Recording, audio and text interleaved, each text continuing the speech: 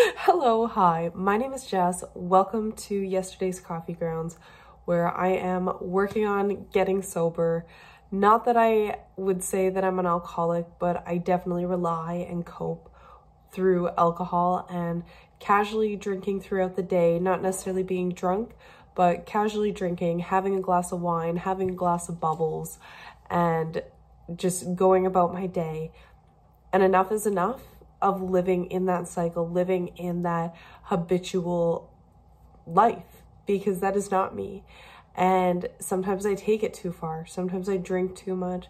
And the reliance, the emotional instability of, okay, why am I just trying to get through? That is such a sad thought. I was saying this in my video yesterday of somebody asked me, why do you drink? And I said, I drink because I've always drank. I've been drinking since I was 13.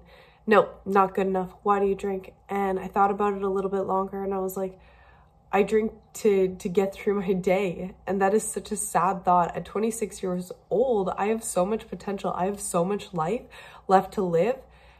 And I'm choosing to shorten my life. I'm choosing to have poor quality sleep. I'm choosing to put strain on my liver and other systems within my body. I'm choosing that on a daily basis. I'm choosing to not be in a strong mindset to just get into life. I'm choosing that. And today I am choosing sobriety.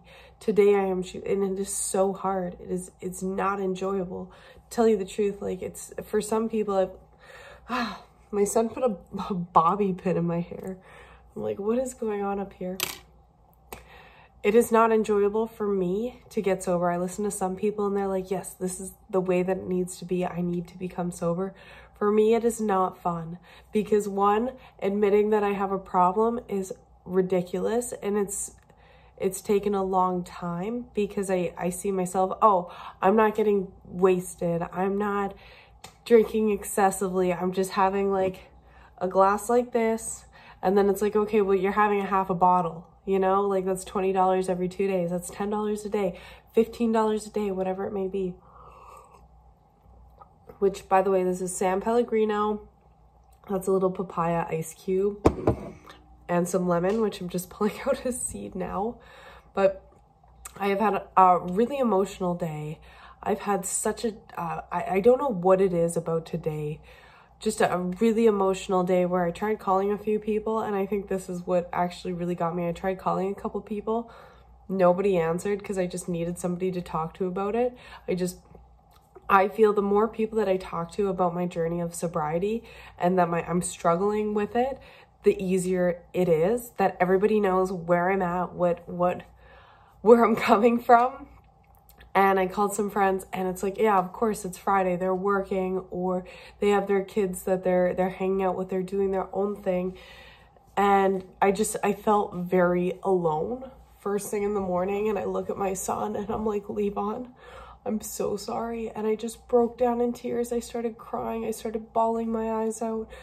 And he just hugged me and we had a beautiful moment together. I'm like, Lee, do you want to watch TV? And he watched TV and I haven't boxed all week. So I just started doing some shadow boxing in the mirror here.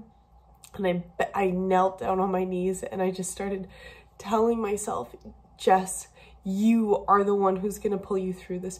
You are the one who is strong and brave. Look at that girl. Look at her. She is crying, and see that strength behind her.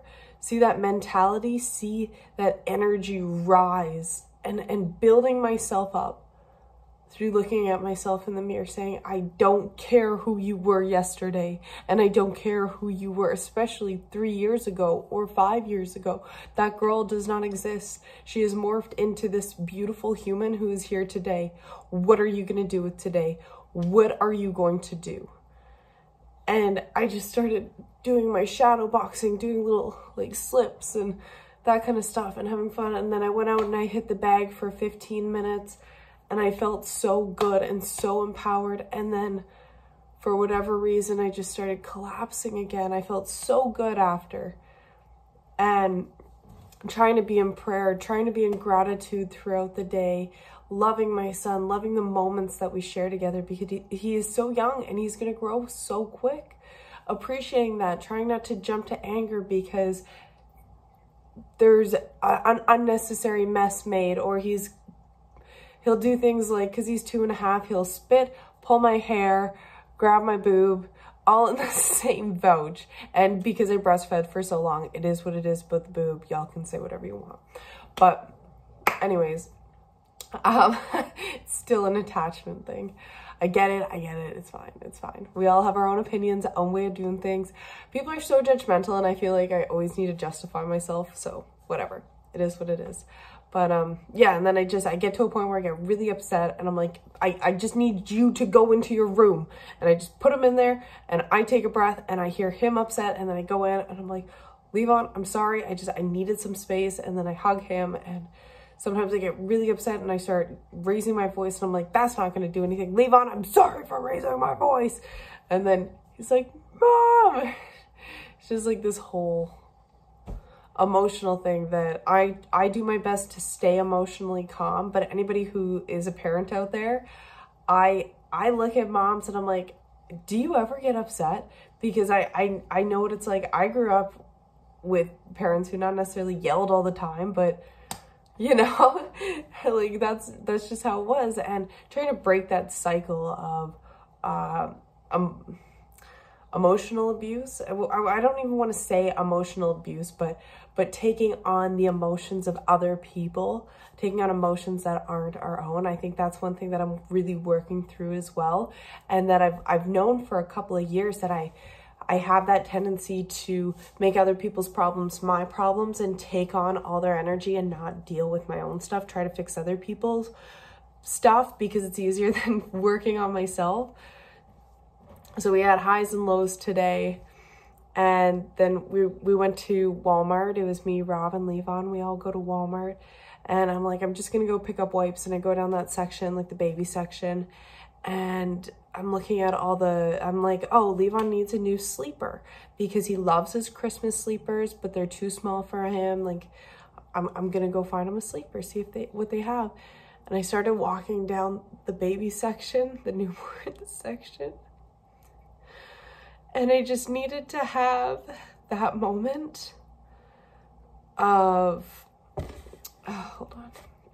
I just needed to have that moment to realize how much my miscarriages affect me today, because I'm looking at all these small clothes like I should have a baby by now, or I would be close to having a baby by now. And that is really tough. That is really tough. And I'm just walking down these aisles looking at these small little suits and hats, pajamas, and I hurt. I definitely hurt, and